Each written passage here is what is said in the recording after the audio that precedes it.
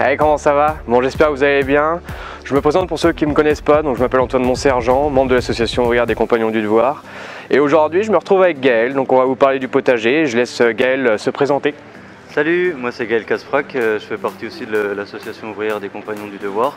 Et on a le plaisir d'être ensemble pour parler un petit peu du potager, savoir comment ça se passe un petit peu au sein de notre maison. Ok, et la première question qui vient en tête comme ça, donc quand celui-ci a été créé, pourquoi il a été créé et dans quel but final il est présent? Il a été mis en place en avril 2019 par mon prédécesseur qui a fait un gros boulot en amont quand même sur tout ce qui est préparatif, administratif, parce qu'il y a quand même des normes après quand on les nettoie, les légumes, tout ça à respecter. Et donc il est arrivé en avril 2019, il a mis en place les cuves de récupération d'eau, il a mis en place une serre, il a bien sûr mis le potager qui est de pratiquement 400 mètres carrés. Donc il a fait les semis, il a planté, récolté, lavé, tout ça. Et dans quel but? En premier, j'ai envie de dire d'être acteur de la transition écologique. Ok. Et deuxièmement aussi d'élever les consciences sur notre mode de consommation et sur le respect de l'environnement.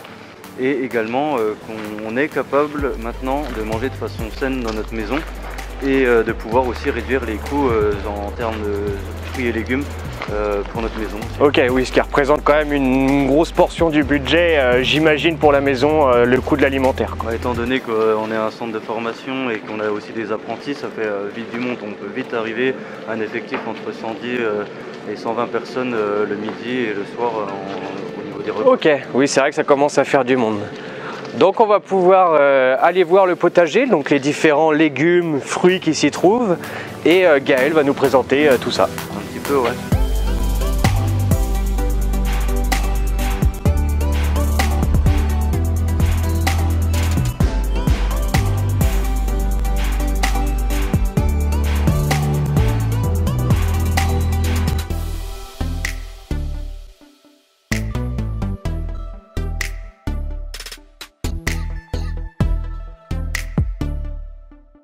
Bon, là du coup on se retrouve dans le potager.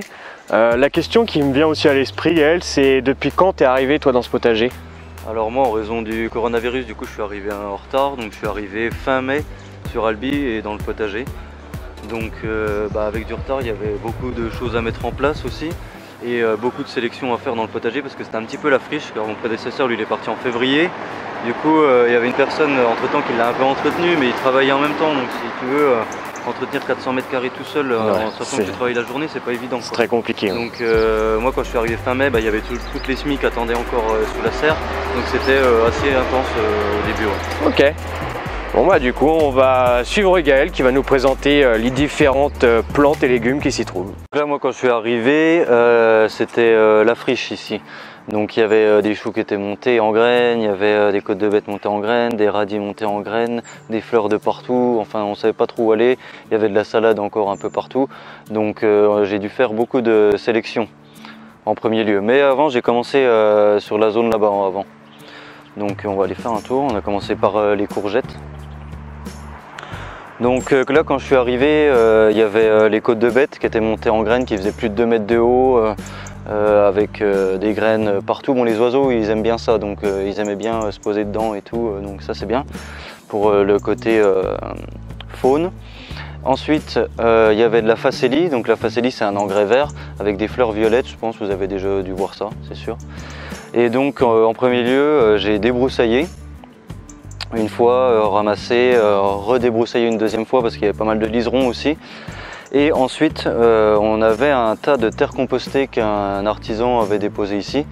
Donc, à l'aide d'un autre jeune qui travaillait ici, on a fait les trous pour les courgettes. Ensuite, on a pris la terre compostée qu'il y avait là-bas, on l'a tamisée et on a fait des grosses buttes en fait dans le trou et au-dessus du trou. Et on a planté nos pieds de courgettes dedans.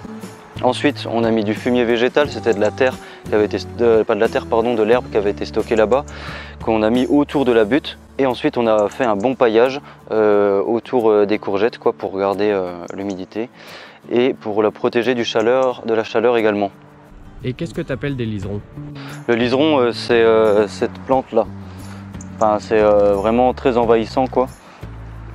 Donc c'était pour le limiter, c'est pour ça que je l'ai débroussaillé. Et ça c'est de la facélie donc, qui était montée en graines quand moi je suis arrivé. Et là ça commence à repartir, donc on va en voir je pense qui commence à fleurir. Donc ça c'est bien parce que ça se ressème au fur et à mesure des années et ça permet de travailler ton sol tout seul aussi. Okay. Donc là on a des plants d'aubergine aussi parce que la courgette c'est de la cucurbitacée, l'aubergine c'est de la solanacée. Et au niveau de la pollinisation, ça va plutôt bien ensemble, quoi. C'est pour ça que on a fait des intermédiaires où en fait j'ai mis les pieds de courgette et j'ai mis les aubergines en attendant. Donc là on est sur de l'aubergine Casper, donc ça fait de l'aubergine blanche. Bon, il y en a des plus grosses hein, bien évidemment. Celle-là elle est jaune aussi, des fois elles deviennent jaunes, mais elles sont mangeables pareil, quoi. Là, il y a eu beaucoup de pluie, du coup c'est pour ça qu'on peut voir des fois qu'elles se fissurent un peu. Mais on va voir des plants un peu plus intéressants là-bas.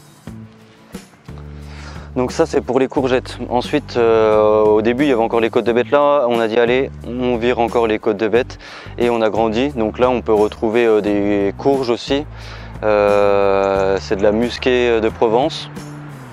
Donc on va en voir aussi là-bas, on va faire le tour. Donc ça c'est pour les courgettes et les aubergines.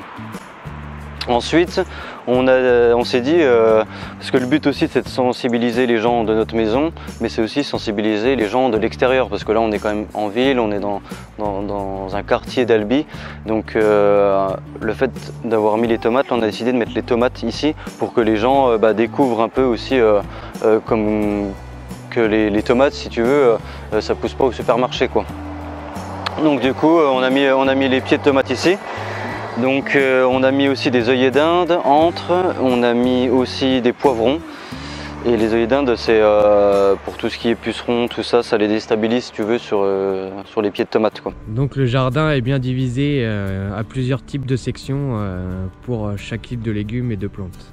Oui, plus ou moins, ouais. On va dire que j'ai fait un peu par ordre de priorité quand je suis arrivé, quoi. Parce que j'avais énormément de pieds de courgettes, énormément de pieds de tomates. Et en arrivant fin mai, là les grosses chaleurs commençaient à arriver, donc là il fallait envoyer. Pour les tomates, moi j'ai fait aucun arrosage sur les pieds de tomates. Vraiment aucun. Simplement, je fais un trou assez profond. Je la plante vraiment très profond, la tomate. Je gorge le trou d'eau. Je la plante dedans, je rebouche et je paille. Sur 25 cm, 30 cm je paille. Je ne les ai pas arrosés du tout de l'été, quoi. Donc là on est fin octobre.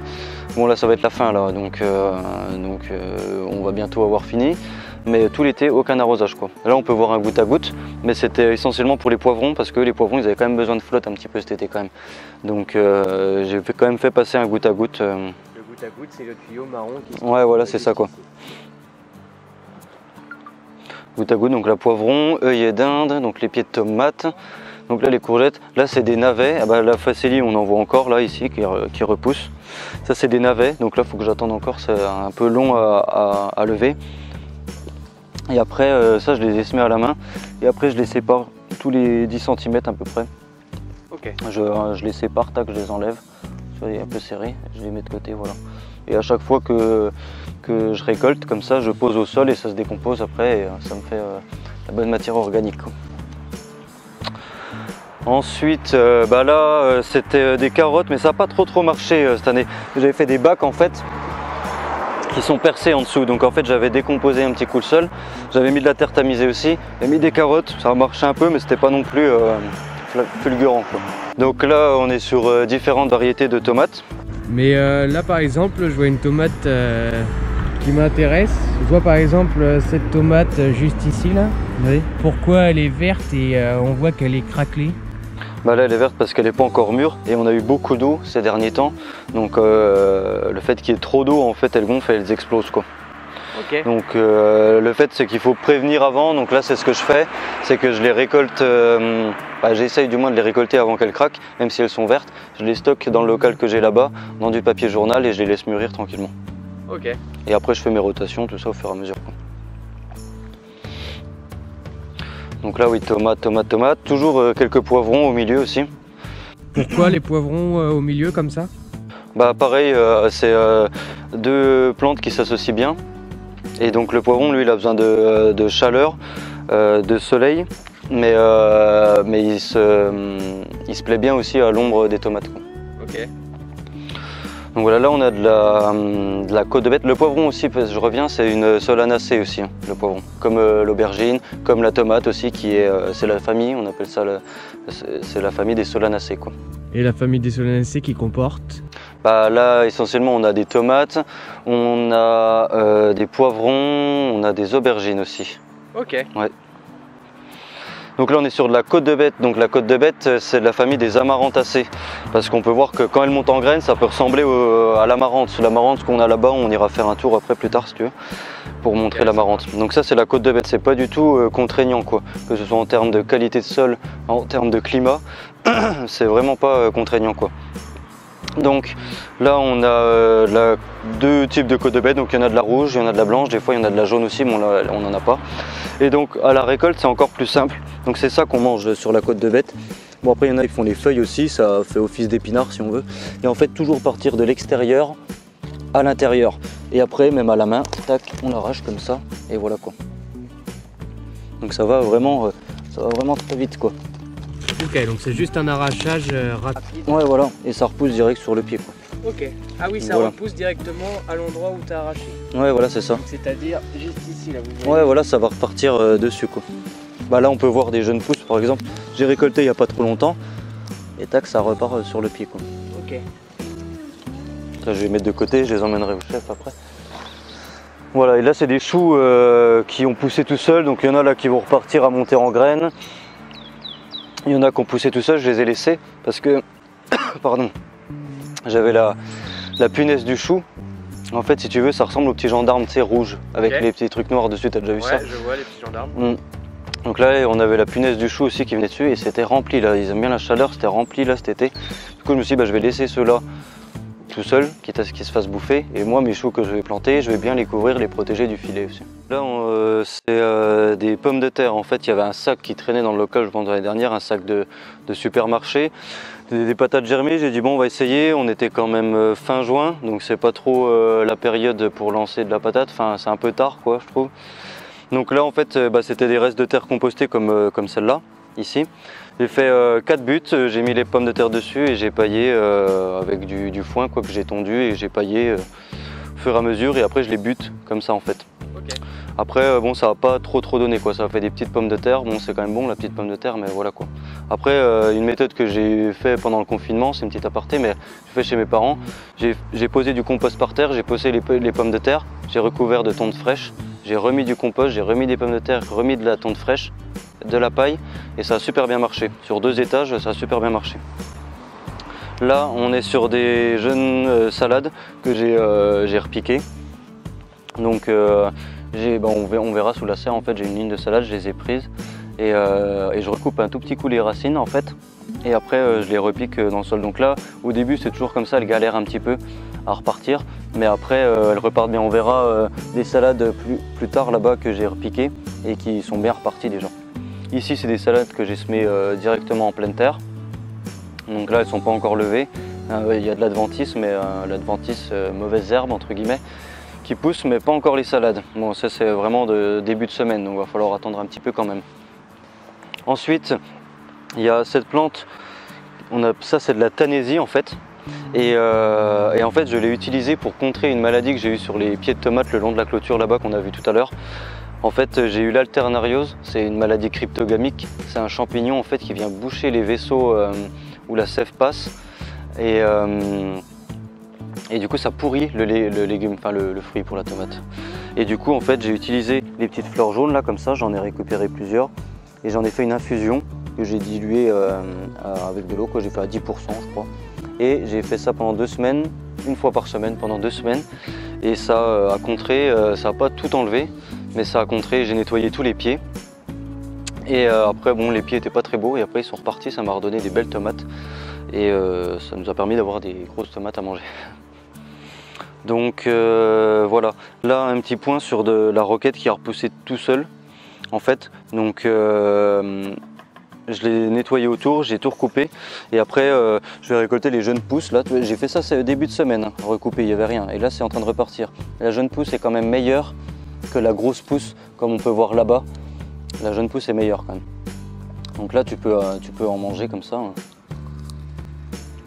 mais c'est pas mauvais quoi. C'est un petit peu piquant. C'est acide, non? Un petit peu, mais moins que les... C'est quoi, ça a plus de l'acide que de l'amertume ou... Un petit peu plus acide, ouais, je dirais. Ok. Donc là, ça c'est de la roquette. Donc là, on a une courge, donc une cucurbitacée aussi. Donc ça c'est la courge mochata et c'est la musquée de Provence. Donc là elle est verte, mais après elle va devenir orange, elle n'est pas encore mûre. On en a plusieurs un peu là tout au long du potager, il y en a là, il y en a dans le fond, enfin, voilà. Ensuite ici c'est des épinards que j'ai semés début de semaine. Donc des épinards, des géants d'hiver. Donc ça met du temps à sa croissance lente hein, quand même l'épinard, faut pas trop les bousculer quoi. Donc là on va attendre que ça lève. On a une variété d'épinards que dans le fond on fera le tour après si tu veux. Okay. Et c'est de la tétragone. Simplement le truc c'est que ça réduit par 3. Donc quand il en faut pour 110 personnes, je te laisse imaginer le nombre de cagettes de tétragone qu'il faut. Et c'est des feuilles qui sont comme ça à peu près à récupérer, donc voilà. Donc ça met du temps à la préparation derrière. Ouais voilà, récolte, préparation et voilà. Et d'ailleurs on ira voir comment la préparation se passe pour les poireaux qu'on a en stock. Ouais c'est vrai. Donc là c'est du mesclin. Donc c'est un mélange de... là on peut retrouver de la bourrache. Donc pareil, les jeunes pousses, c'est vachement bon aussi. Ça a un goût un peu de l'eau des huîtres si tu veux. Ok. Donc est-ce que j'ai une jeune feuille ça? Oui peut-être, tiens si tu veux goûter. L'autre tu verras. Après quand elles sont trop grosses ça pique un peu, elles ont des mini épines. Et après elles ont un goût d'eau iodée quoi. Ah ouais. Ouais. Et donc là, là on peut voir qu'on a de la roquette, on a de la laitue, enfin le mesclin c'est vraiment un mélange de salade quoi. Donc, toujours des côtes de bête ici. Là on a des poireaux, c'est des géants d'Ankara ceux-là. On va avoir dans le fond, on va en récolter, ils sont vachement plus gros. Donc on ira les voir après. Et je vais vous montrer également comment je les prépare, les poireaux quoi. Je taille un petit peu les racines sur 1 cm à peu près. Ensuite, je taille les fans afin de provoquer un stress hydrique et je les laisse souffrir la nuit. Donc là pareil, hier j'ai fait un petit traitement en fait avec la tanaisie aussi et de la menthe que j'ai pulvérisé sur certains choux et ça déstabilise la pierrite du chou. Ok. Donc, tu traites, quel type de traitement tu utilises pour ce potager? Là franchement aucun traitement, j'utilise vraiment ce que j'ai dans le jardin. Okay. Je fais des infusions que je dilue avec de l'eau et les odeurs, tout ça, ça déstabilise, ça désoriente un peu si tu veux la pierrite du chou. Il y a le filet qui est pour aussi protéger les choux, pour protéger de la punaise du chou et de la pierrite du chou. La pierrite du chou c'est un papillon si tu veux qui vient bouffer toutes les feuilles si tu veux et une fois que ça fait des œufs ça en fait je sais pas combien et après du coup t'en as partout quoi et ça fait un peu des dégâts comme ça quoi et en plus ils sont malins parce que des fois ils font les œufs au centre du cœur du chou quoi donc c'est pour ça que on les protège. Ensuite je vous disais que la côte de bête c'était de la famille des amarantacées et ça c'est une amarante. Et quand la côte de bête elle est en graines, on peut avoir un peu retrouvé entre guillemets cet aspect de grappe sur la côte de bête quoi. Donc ça c'est une amarante. Au Pérou ils utilisent les graines d'amarante comme céréales d'ailleurs. Si tu zoomes un peu sur les grappes si tu veux ça fait des micro grains si tu veux comme les graines de côte de bête si tu veux. Ok. Bon du coup là c'est tout bon pour l'amarante. Et du coup j'ai une petite question, je vois qu'il y a du paillage, tu peux nous expliquer l'utilité du paillage? J'ai envie de dire c'est un petit peu aussi comme toi tu vois. Par exemple toi l'été quand il fait 44 degrés, quand t'es torse nu et que tu te mets rien, tu crames. Okay. Et l'hiver quand t'es torse nu et que ça gèle, tu gèles toi. C'est un peu pareil, tu vois, j'ai envie de dire. Et ça permet de réduire aussi les besoins en eau de à peu près 40%. Parce qu'il faut se dire que un binage, ça vaut 2 arrosages. D'accord. Et un paillage, ça vaut 10 binages. Donc tu vois, je te laisse faire le calcul. Donc, et déjà, ça permet aussi ensuite, en se décomposant, d'améliorer ton sol, d'apporter de la matière organique. Et en même temps, tu as besoin de ne faire aucun travail de sol, quoi. Ça se fait tout seul, quoi. Il n'y a pas de moyen mécanique ensuite qui vient derrière pour travailler le sol, quoi. Là, j'ai préparé mes bandes de culture. Okay. Tac. Ensuite, j'ai planté, j'ai paillé. Et après, quand je vais enlever, et qu'on va replanter, il n'y aura pas besoin de faire un travail du sol, on va revenir et tac, le sol il reste meuble. Il n'y a pas de tassement du sol qui est dû à la pluie ou au vent, le fait qu'il soit couvert. Tu vois, parce que s'il est découvert même comme ça, pas travaillé, avec la pluie, le vent, la chaleur, tout ça, et bah ça vient créer un tassement du sol quoi. Et ça évite ça. Donc c'est pour ça. On essaye de garder ce côté sol vivant quoi. Ensuite là on a les radis noirs, donc de la famille des Brassicacées. Radis noirs, donc qui est plus gros, un petit peu plus piquant peut-être. Et ça c'est des radis noirs ronds, c'est pas des longs parce qu'il y a différentes variétés. Et donc pareil, le radis noir je le sème à la volée. Non pas à la volée, je le sème en rang comme ça. Et après une fois qu'il commence à lever, je le sépare tous les 10 cm. Donc là je les ai récoltés il n'y a pas longtemps, donc je pense pas que là je vais pouvoir t'en récolter. Mais est-ce qu'on en voit déjà qui ressortent un peu de terre? Ouais, tout doucement, celui-là si tu veux. Et là il est vraiment tout petit. Hein. Après il va grossir bien évidemment, mais ceux que j'ai récoltés sont beaucoup plus gros. Quand on ira en cuisine, je te montrerai. Okay. Donc là c'est le filet, comme je t'ai dit, pour la pierride. Là si tu veux, regarde, c'est les quelques salades que j'ai repiquées il y a plus longtemps que les autres. Bah tu vois, elles commencent à repartir déjà, elles sont plus belles, tu vois. Ici on a du basilic, donc on en a pris pas mal là, quand on faisait des salades de tomates cet été. Je t'avoue qu'on a bien apprécié le basilic, ils sont encore vachement bons et des fois quand je le secoue ça sent vachement fort le basilic. Hein. C'est vrai que je le sens d'ici moi.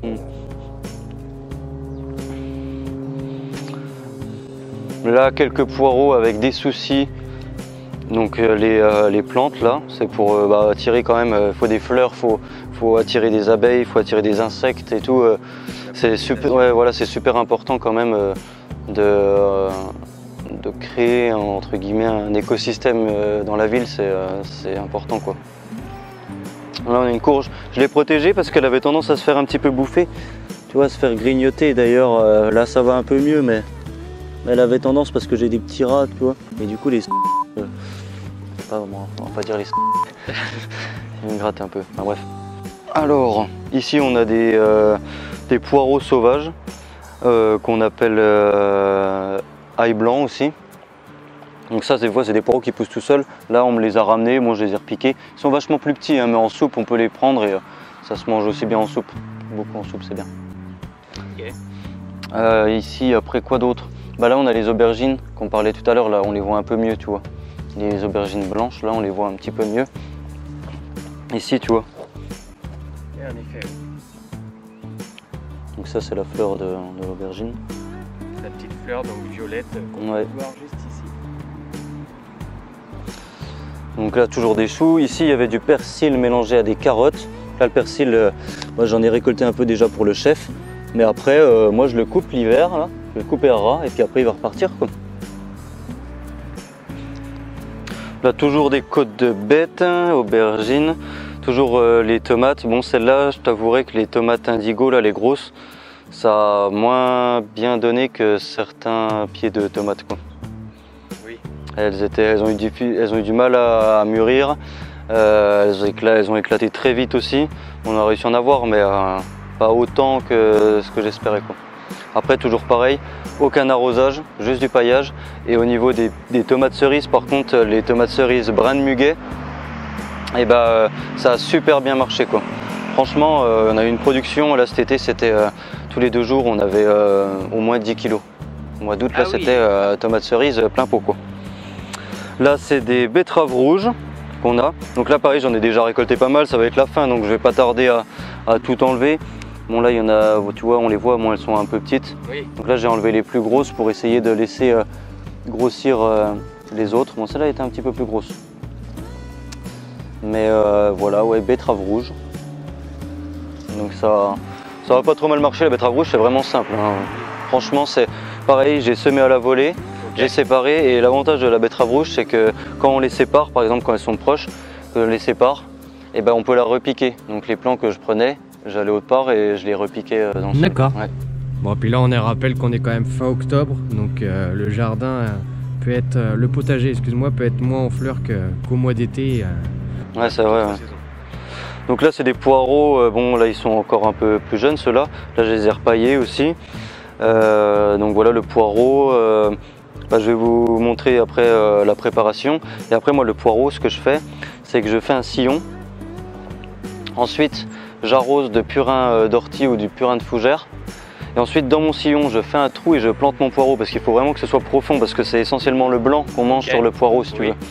On va voir là en récoltant quelques poireaux et du coup c'est important qu'il soit profond quoi. Sinon après il faut le buter, mais si on le plante déjà profond on aura moins à buter quoi. Et après moi je paille donc avec de la tonte fraîche et du foin que je tonds aussi parce que c'est important d'avoir quand même un mélange d'azote et de carbone dans son sol quoi.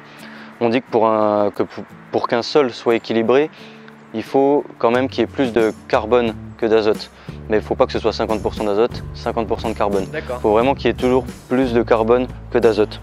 Et là, quelle est la différence entre ces deux plants-là? Là, on voit avec des jeunes pousses et là, avec des pousses un peu plus vieilles. Combien tu as de mois ou de semaines d'écart entre ces deux plantations, je veux dire? Là, je dirais que j'ai peut-être 4 semaines, un mois. Okay. Un mois parce qu'après ils étaient stockés pendant un moment dans un petit bac là-bas. Et là du coup on est sur quel type de zone de plantation? Bah, là on est sur de la courge, donc on a de la courge Patidou et on a de la courge Mochata, de la musquée de Provence aussi, comme on avait tout à l'heure là-bas. Là on en voit une là, ça c'est de la musquée de Provence, donc on va attendre, après elle va devenir un petit peu plus orange. Et on a de la Patidou comme ici, comme là, et là-bas. Donc le Patidou c'est blanc avec des traits verts quoi un peu sur le côté, mais c'est tout petit. Normalement c'est tout petit. Et je pense qu'avec la pollinisation, il y a eu un mélange qui s'est fait entre la musquée et la Patidou qu'il y a là-bas, parce que là-bas on a une courge Patidou mais énorme, alors que normalement c'est tout petit. Et là vraiment énorme. Et du coup, une fois que je les récolte, ça se conserve entre 6 et 9 mois quand même au sec. Donc du coup, j'en donne pas tout le temps là au chef. Donc je les stocke dans le local, comme les tomates qu'on va pouvoir aller voir. D'accord.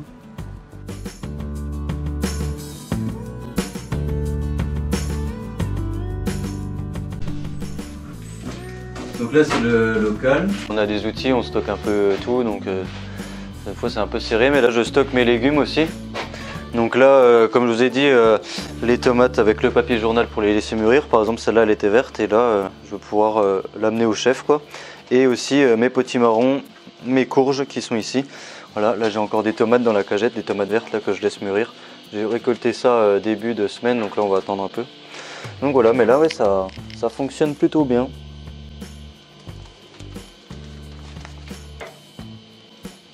Et là du coup on va pouvoir aller récolter les poireaux pour le chef.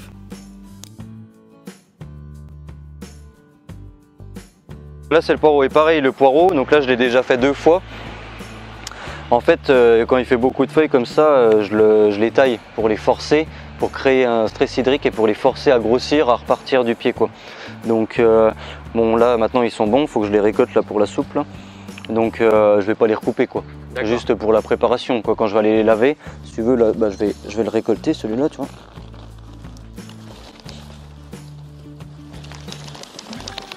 Donc là tu secoues le poireau. Ouais pour là c'est pour et là on peut voir, regarde si tu regardes le sol déjà, tu vois le nombre de vers de terre sur une petite zone comme ça. Et ça veut dire parce qu'au fur et à mesure, parce que mon prédécesseur aussi il a paillé, il a apporté de la matière organique et au fur et à mesure dans le temps, on va vraiment retrouver un sol riche quoi. Très riche. Et à la base, ce qu'il faut se dire, c'est qu'en dessous, là, bon, il y avait un gazon avant, et en dessous, c'était du remblai, quoi. Donc il y a énormément de cailloux. Donc pour vraiment retrouver un sol, il ne faut vraiment pas hésiter à le couvrir, à apporter de la matière organique tout le temps, quoi. Et donc, ouais, je suis plutôt satisfait là. Et le poireau, pareil, tu peux le lisser. Ceux-là, je vais les laisser l'hiver, hein, ils craignent rien. Hein, parce que des fois, les gens, ils ont peur avec le ver du poireau, là, qui viennent manger les racines et tout, qui se mettent dans le poireau et tout. Mais avec l'hiver, il fait froid, et les vers ils crèvent quoi. Donc là on est paré. Et là on va pouvoir aller en préparation. Ouais, on va aller en cuisine voir comment on les lave parce qu'il y a des procédés, il faut les laver au vinaigre blanc, on va voir ça en cuisine. Allez, c'est parti.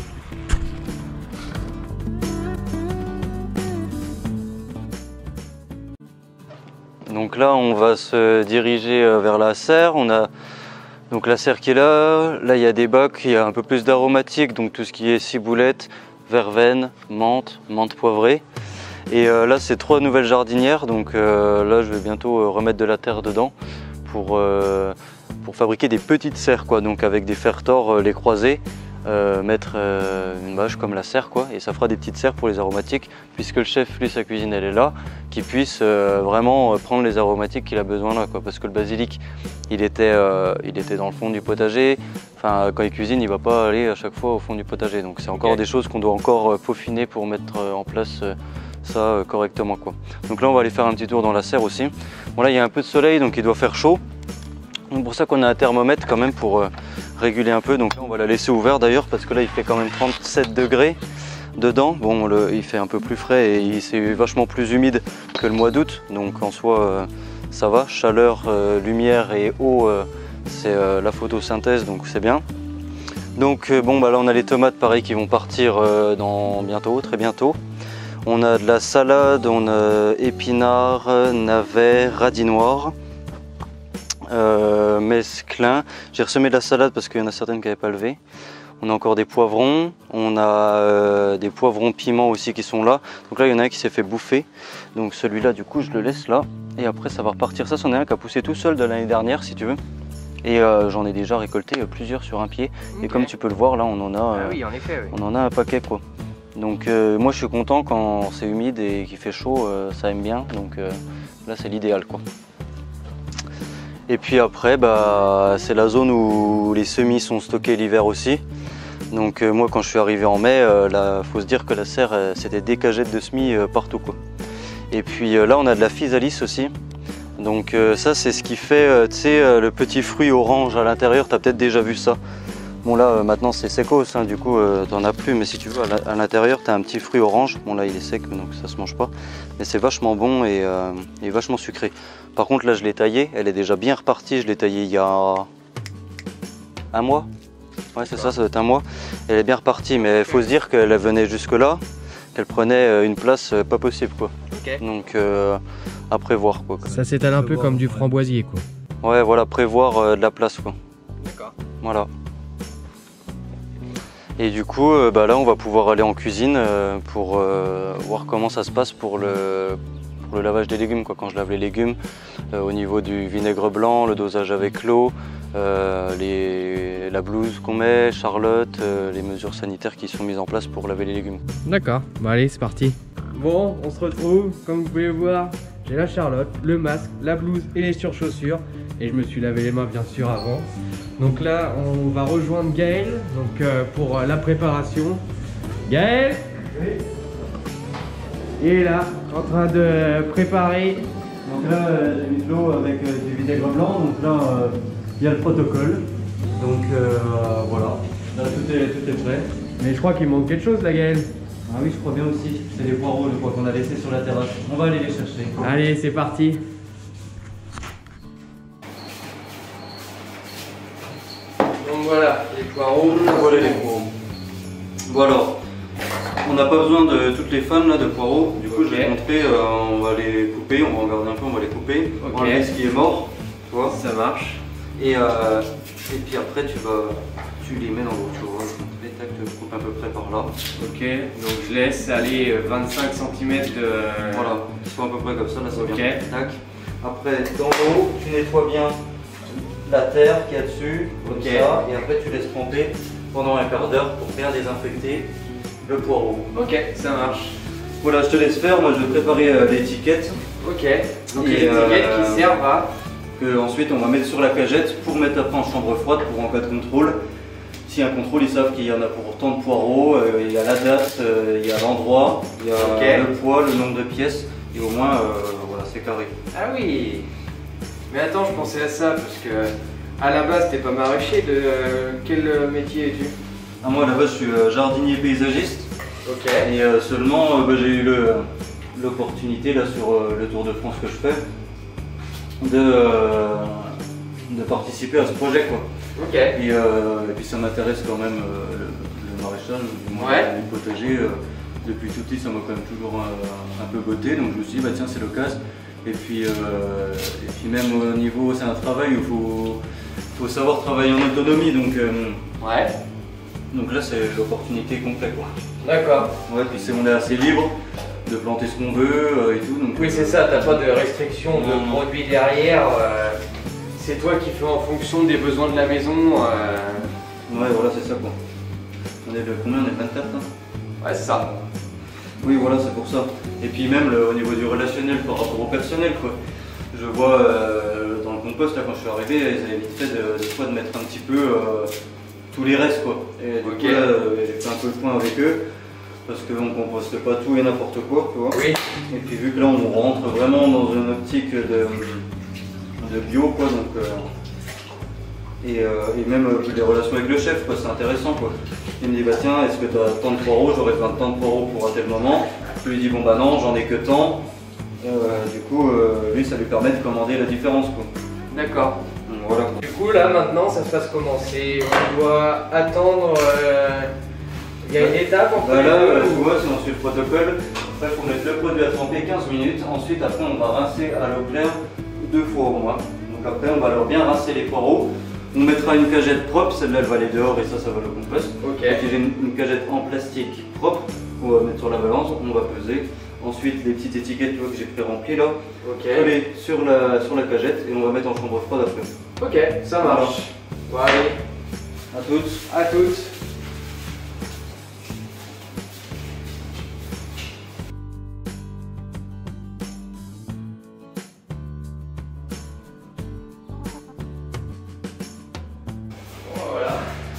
Bon, maintenant on va pouvoir rincer. Donc là, je vais rincer, frotter un coup. On va pouvoir peser. Ok. Donc là, une balance classique, tu vois. Ouais. Tac. Ça, t'as. Ok. T'as 0. C'est ça, pour décompter le poids de la cagette. Non, vraiment le poids que du poireau, quoi. Donc là, on va faire rincer à l'eau propre, l'eau claire, quoi, pour enlever tout ce qui est vinaigre blanc. Les dernières petites impuretés.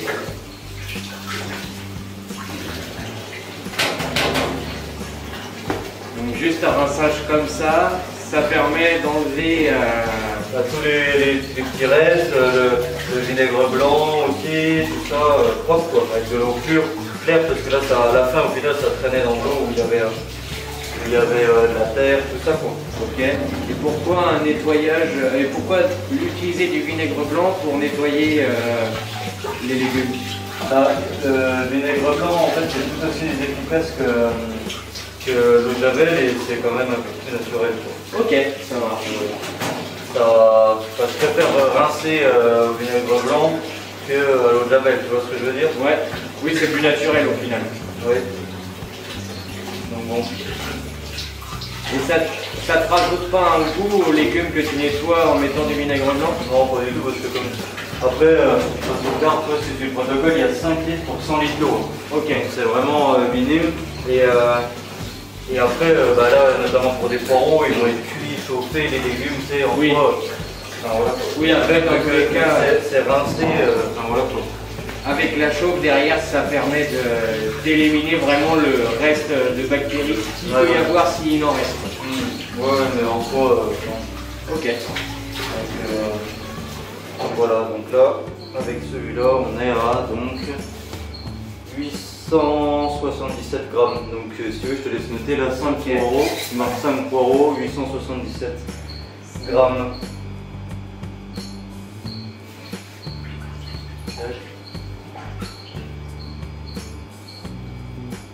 Ok, 5 poireaux, 877 grammes. Ouais. Et tac tac tac. Ensuite, la petite étiquette là, que j'ai préparée, tu la décolles. Tu la mets sur la cagette. Donc voilà, donc sur l'étiquette on retrouve le jour de la récolte. Voilà, la date, là on a le S de samedi, soir, parce que là on est plus proche du soir. La date, le 24/10/2020, le plat c'est du poireau, Albi. Mon responsable, ils savent que c'est moi telle année, parce que j'ai un cahier de gestion de suivi. Ok. Et du coup ils savent que c'est moi, et moi je note ça à chaque fois, le nombre de poireaux, le poids. Et puis voilà quoi.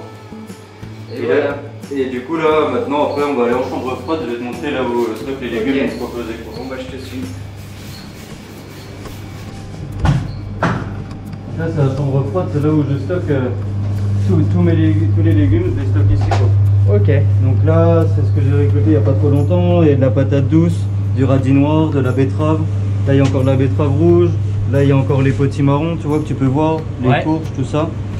Et puis après il y a ce que le chef aussi commande, donc le raisin, orange, plein d'autres choses. Ok. Voilà. Et maintenant du coup, Et maintenant, bah là, nettoyage de la cuisine. Et puis après, on est tout bon. ok, ça marche. Bon allez hop, on nettoie ça et puis on se retrouve juste après. Ça marche. Du coup, là, on est changé et on va aller mettre les fans de poireaux au compost. Ok, ça marche.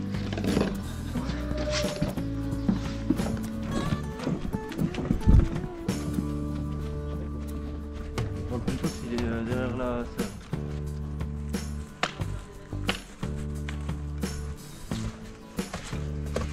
Là, c'est le compost. Ok. Donc là, bah, je le remue régulièrement, c'est important de l'aérer. Ok. Et bah, je vais voir là s'il n'y a qu'une fourche, on peut voir un peu. Et ça met combien de temps à se décomposer dans le compost, ce qu'on y met? J'ai pas envie de te dire de bêtises, mais déjà quand. Bah, on va dire que tu peux faire du compost en 15 jours. Ok. Si tu le chauffes bien avec de la bâche, que tu l'arroses régulièrement, tu le remues, par contre il va être très grossier. Ok. Après, si tu veux vraiment du compost fin et tout, faut au moins tabler sur 3 ans quoi. Si tu veux Ok. vraiment du bon compost Ok. fin quoi. Qui peut être utilisé dans le jardin quoi. Ouais voilà, et là tu vois, on voit bien là tous les vers de terre, tous les vers, et c'est eux en fait qui font la décomposition et qui créent toute cette matière organique aussi, tu vois. Ok. Que après je réutilise dans le potager pour amender mon sol. Bon voilà, donc j'espère que ce petit reportage vous aura plu. On va se quitter avec Gaël et je vais lui souhaiter une bonne continuation au potager. Et je pense qu'il y aura un deuxième épisode à suivre. Bah, je pense qu'on va se revoir cet hiver pour suivre un peu les semis et Ok, le potager d'hiver, les engrais verts qui auront sûrement levé. ok, Et voilà quoi, à bientôt. parfait. Bon allez, sur ce, je vous dis à bientôt. Topette.